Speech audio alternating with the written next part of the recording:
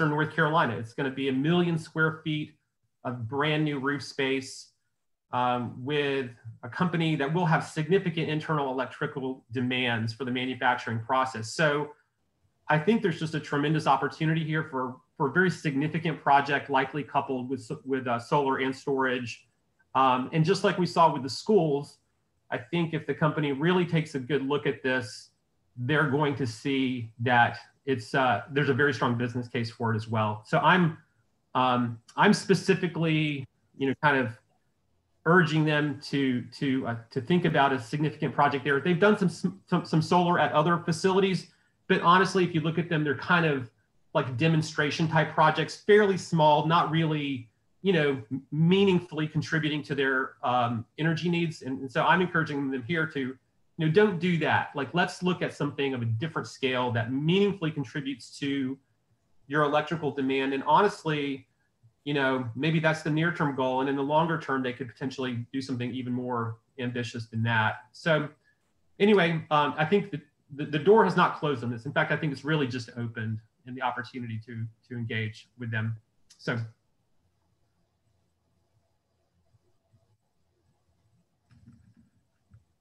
Thanks, Brian. Just to close on that, thank you, Brownie, for the overview there. And I certainly hope that's, as things are going to pan out, I'll just stress for the last time here, the sense so far from the tech committee that the folks I've discussed with, and I hope more that jump on board, is that we really want to find these pathways for Pratt & Whitney, for Duke Energy, for the county to work together on this. And it makes it complicated, obviously, understatement of the week, well, probably the year at this stage. But we're really trying to go forward with a positive series of suggestions. And I'm delighted and honored to work with the tech committee, because there's tremendous talent, experience, and background on the tech committee that can handle literally any question that comes up at the table. The tech committee can get a grip on it, either at that time or shortly thereafter. So we really look forward to working with Pratt & Whitney and with Duke Energy to lay something out that's going to move us all forward in a positive fashion. So thanks a lot. Yeah, who knows where these conversations go, Ned. I mean, in some ways, I think the good news is that, in some ways you don't have to convince the county on this. You don't have to convince Duke on this. What happens in this facility, it's really going to be a decision made by Pratt & Whitney, for their facility. They don't need Duke's approval for it. They don't need the county's approval for it, but neither can we mandate it, right? They're going to be a new significant business member of the Western North Carolina region. And they're going to, and so the scale is different than a lot of the other businesses we have here, just because it's going to be such a big manufacturing facility. But in a lot of ways, the decision-making process is going to be a lot like it would be for any other, business in our region around, okay, we got this new facility. What are the economics of, energy efficiency and renewables?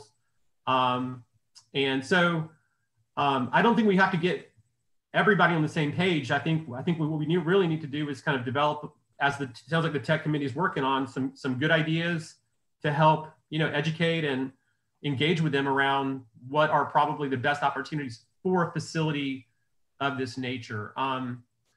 So anyway, it's just a thought on the process. So thanks. Yeah, and I would just have one comment just on the LEED process. It certainly has its place, but certainly on our campus, we've gone in and taken buildings that we have that are LEED Gold, and we've been able to take 30% off of them. So we've actually kind of focused more on Energy Star.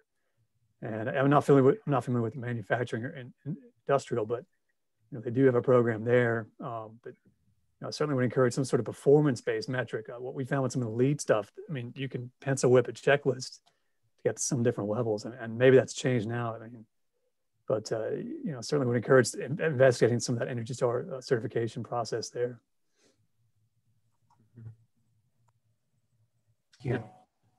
So yeah, any more comments? Just send them to Ned and questions, because the repository of great ideas to send to Pratt & Whitney along the way. So So yeah, so now we're going to transition from the mega scale, industrial scale, down to the low income folks living in 800 square feet in our community. So we are daily going out, well, maybe 3 or 4 times a week, doing energy efficiency upgrades for low income families in our community through Energy Savers Network. And so we wanted to give you an update on Energy Savers Network, how that's going. And we're in the process of developing a sponsorship program to encourage businesses to sponsor Energy Savers Network. And so Brad's gonna talk through a brief presentation on ESN and what we're up to in that sponsorship program. So I'm gonna share my screen here. I'm gonna share my screen, I think, Sam. Let's see, can you do that, Brad? Sophie's nodding that I'm sharing my screen. So. Okay. Yeah, I gave him the permission to share his screen, so. Okay, cool. All right, that makes sense. I'm gonna go ahead and go with that. And hopefully this will all work. Okay. We just, I think one of the things I founded Energy Savers Network several years ago, and we started out as very much a volunteer organization, ad hoc, grassroots. But as the Blue Horizons Project has unfolded, we became part of the Greenbelt Alliance and then received funding from the county and the city, which we're very grateful for, to get us started in the process of expanding and becoming bigger than we were and having more of an impact. But basically, you know, and our whole goal is to contribute to the community progress, to receive 100% renewable energy, but doing it in a way that that removes barriers. We talked earlier about removing barriers, and one of the major barriers faced, the big barrier, I mean, there's a knowledge barrier on the part of our low-income community, and there's also a financial barrier in terms of improving the energy efficiency of their homes. There's also a huge financial burden that is concentrated among people of low income and people of color, people, you know, so when we say we want to lead with equity, this is also a very important part of what we're doing. We see this as a mobilization of the community, and we see the volunteers that we had involved very extensively with this as a major part of that. We have not been using our volunteers as much over the last months because of COVID, but through the funding, we've been able to augment the staff a little bit and do some staffing in low-income areas so that we've been able to keep up with our plans and our pace from last year after a short hiatus where we really weren't going out at all during COVID. But we're going out 3, 4, 5 times a week right now with our staff and with a smattering of volunteers and a smattering of people that we hire to be assistants with that. So what the sponsorship program is something that is part of our contract with the county and city to develop more funding streams, and in particular, to do a sponsorship around Energy Savers Network. Last 2 years ago, through the Energy Innovation Task Force, we actually tried to do a sponsorship program through the Energy Task Force itself for companies to be sponsors of basically what became the Blue Horizons Project. And we didn't get as much traction with that. And we think that leading with the Energy Innovation, with Energy Savers Network is a better way of really approaching the community and trying to mobilize the community to get additional legs of financial support beyond just the city and county funding. I also will add that Duke is funding us through an innovative program that we're pioneering called Fee for Service, which we hope they'll spread, which actually when we go out, we get paid by people through their Fee for Service program. They'll pay us, you know, $100 to do a blower door test. They'll pay us $25 to wrap a water heater. They'll pay us X number of dollars for every light bulb, LED light bulb we put in. That absolutely removes barriers. And it's also something that our clients wouldn't get otherwise, but we're getting a good chunk of funding from Duke. We want to expand that funding. We'll add, we're doing a fundraising campaign among our contacts. And if y'all don't mind, we could send out our fundraising letter to all of the members of the Blue Horizons Council for our private fundraising appeal, which is people dipping into their own pockets to help us out as a charitable contribution. But but we also have something which we wanted to do, which is a corporate sponsorship program, which is for corporations to get a little bit of a marketing benefit from sponsoring us. They can actually, what I've read about sponsorship programs, people can take it out of the marketing budget, and they become part of our effort, as well as from time to time, corporations will provide us with some volunteers for our work days. Also, of course, we appeal to the community as a whole to help us find clients. A few ideas, I think we've already talked about some of these. This is a picture of a water heater wrap that we did not too long ago. But we're really addressing the energy burden. You know, our vision is really that everybody lives in affordable, energy efficient homes. I mean, everybody should have the right to live in an energy efficient home. That's our vision. We want to mobilize the community to do that and build a movement where everybody feels really positive about what we've done. We started out in 2017. We're now part of the Green Built Alliance, as I mentioned before. And we're not the only game in town. The Community Action Opportunities does much deeper retrofits and addresses the same kind of needs that we're addressing. They are part of, we refer a lot to them and reduce the efforts that they need to go through when they happen to encounter a client that we had. This is just a little bit of an idea of the poverty rates in Western North Carolina.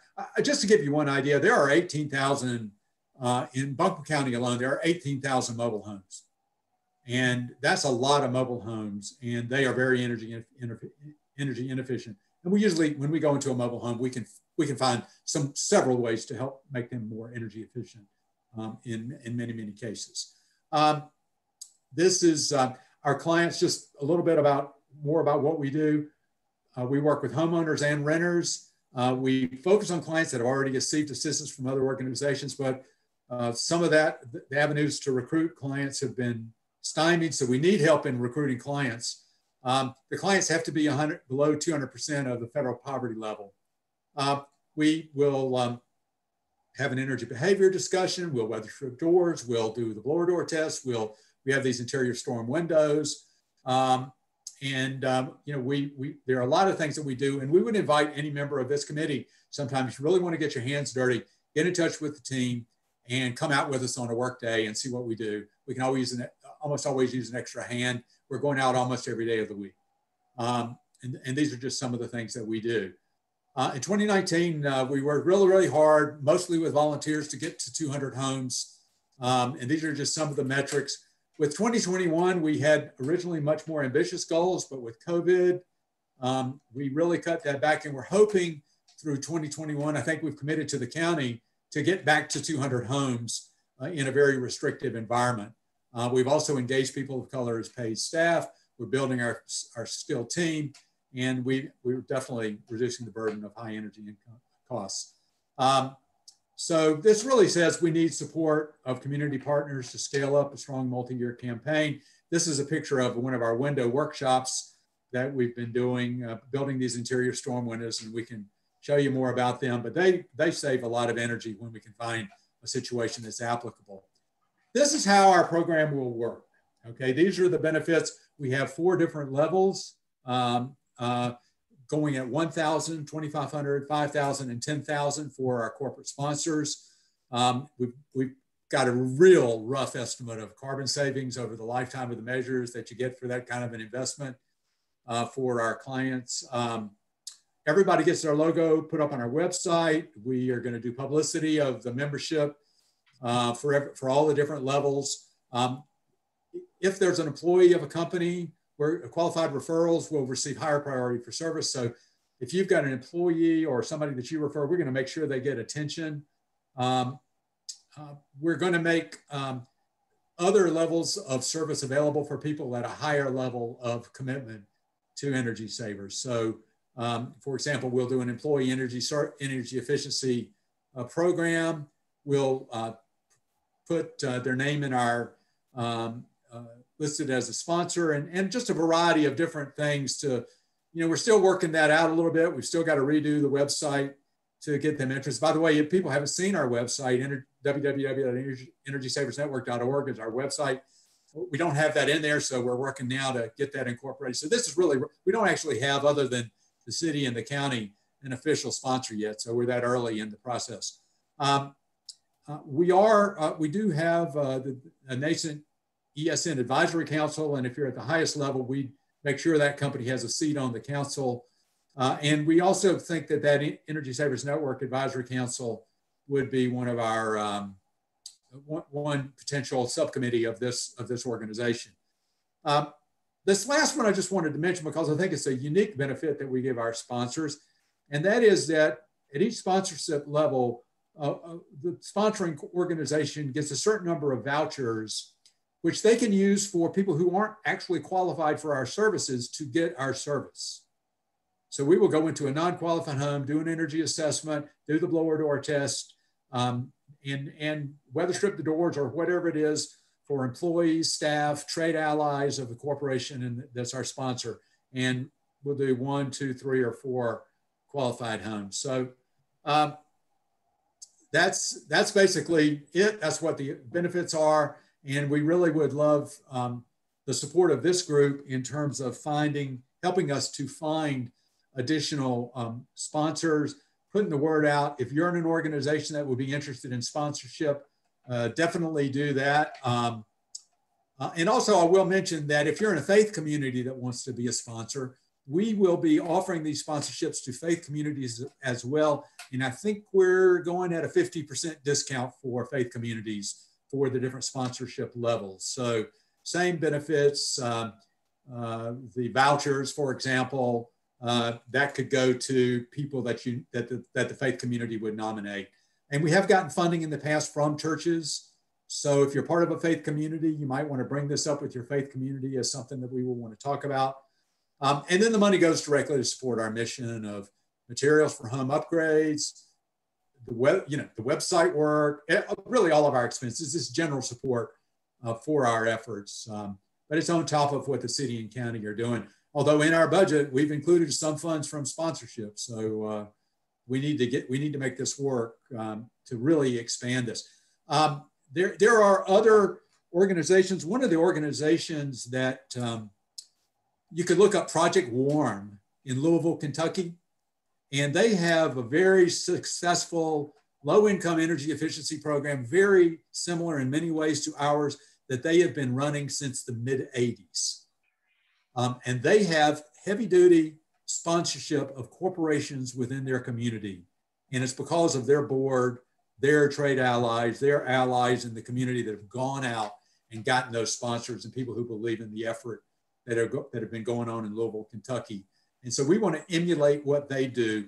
They see a three-legged stool of support as being their way that they make things work within their organization. They have city and county, well, Jefferson County is one unified government, but they have local government support, they have utility support, Louisville Gas and Electric, and they have community support from people like IBM and others. So Brownie, when you're talking to Pratt and Whitney, you could make it known to them that we would very much appreciate them getting a lot of brownie points within our neighborhood, within our local community by sponsoring Energy Savers Network. So if you're interested, send me, Brad at Energy Savers Network, send Sam an email. We'll be glad to, we'll probably send everybody out a copy of this slide deck so you can respond. And I'm pretty much done with this. Open it up for questions if we have time. Yeah, we probably have time for like 1 or 2 questions, but I want to be mindful of making sure we have time for the rest of the agenda and public comment. I'll jump in if I'm not over my quota. Yeah, Brad, just real quick, how do you guys interact with CAO? I remember when we were doing some homes working with CAO, there were certainly veterans that didn't qualify for CAO that were just over the income threshold. Is that kind of a niche you guys are looking to fill, or just tell us a little more about how you interact with CAO? We have clients that have already had CAO come in. And we have clients that end up going to CAO. And we cover a lot more clients than under current funding levels. If we do 200, and we'd like to build that to 400 or 600 a year, okay? CAO right now has budgets to do maybe 40 to 50 homes in Buncombe County a year. We estimate there are 20,000 homes that need our service in Buncombe County. So it's going to take us at the current rate 100 years, but it's going to take them 400 or 500 years to fill the need. So we need to really ramp it up if we're going to have this be a significant equity component of the 100% renewable energy goal. So our reaction, does that answer the question? We love CAO. We wish we could give it all to them and they could work at our rate or faster and do everything, But there's stuff we can't do that they can come in later and do, like replace a heating system or add massive amount of insulation or do an underbelly for a mobile home, things that are beyond our scope at this point. And I do remember they had, this was 2009, 2010, they'd gotten, I think maybe expanded with ARA funding, went from maybe, like you said, the current level to maybe, I want to say up to 300 homes a year and hired a bunch of crews. So. Well, that's 9 counties. We're talking Buncombe here. I don't think they ever got anywhere close to that in Buncombe alone. Wow. Okay. What does CAO stand for, just to get me up to speed? Yeah, it's Community Action Opportunities. They've got a website. They also run the Head Start program. Okay, yeah. I know that. And they are the federal. If Biden is able to get more money for weatherization, they'll be getting more money. And if there's a Green New Deal, they'll be massively expanded. Right. They kind of went up at ARA and then went down. My friend Ben we used to work there and stuff like that. And I feel like Yeah, thanks. We need to move on, but maybe we can continue the discussion in the public comment period. But I do want to give an update on the Solarize campaign. Sorry to cut you off there, Brad. No problem. So I'm just going to move into an update. I did an overview of the Solarize campaign last meeting, but since then we've made quite a lot of progress behind the scenes. We have this logo. I hope you can see the screen as I switch internet tabs here and there.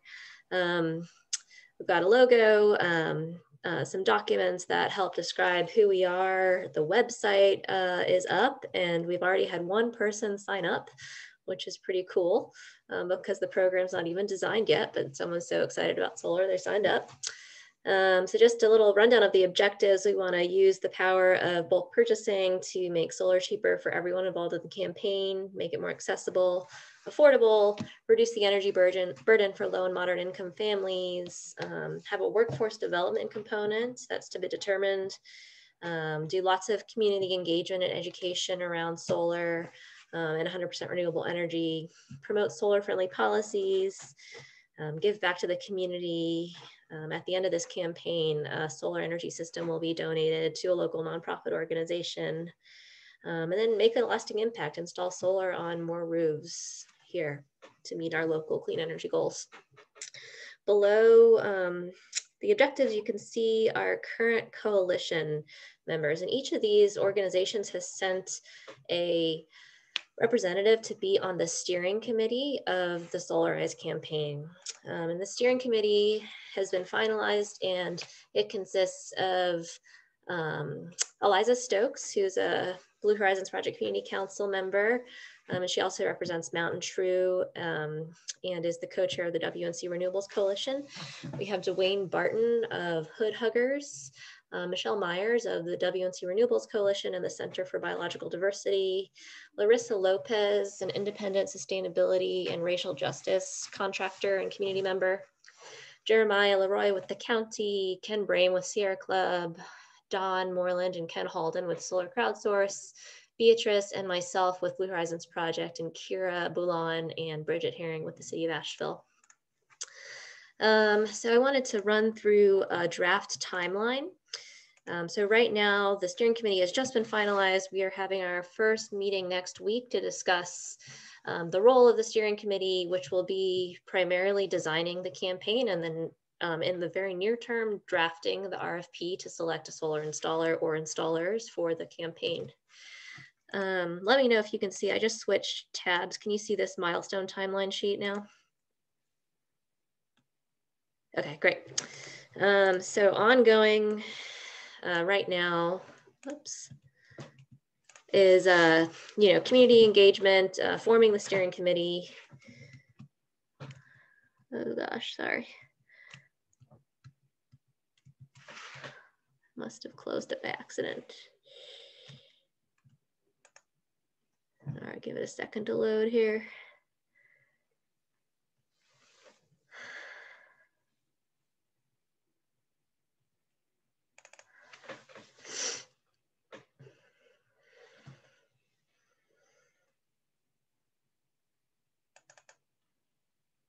Sorry about this. I find when like you do screen sharing in Zoom, it makes your whole computer really slow. So everything's happening at half speed, but should be coming up here shortly. All right, so stakeholder engagement and organizing is ongoing, and we hope to have the draft RFP finalized and approved by the steering committee in late January and release that RFP in February. And then from there, we will be going through bids on the RFP, and interviewing installers, and in March, announcing a selected solar installer or multiple installers to be determined. And the campaign will officially launch and the customer sign up period officially begins in April. Then we'll have 4 months of signing up and all installations will be complete. The goal is by 12/31/2021 to take advantage of any tax credits and rebates that will be available. I mentioned the steering committee. So we anticipate there being at least 2 working groups in that steering committee. One is development of the low and moderate income and workforce developments components of this campaign, and then probably a working group that focuses on the nitty-gritty details of drafting the RFP. So that's all I've got right now. I did mention that we have a website up, and it's solarizeabc.com or solarizeashevillebuncombe.com. Both websites or both URLs will take you there. But we've got like a scrolling slideshow of different solar installations locally, and basic information about the campaign. So I encourage you to check that out. We have frequently asked questions, and a lot of it needs to be fleshed out, but it's up and progress is being made. So I'll take maybe some short questions, but I want to make sure we have time for public comment as well.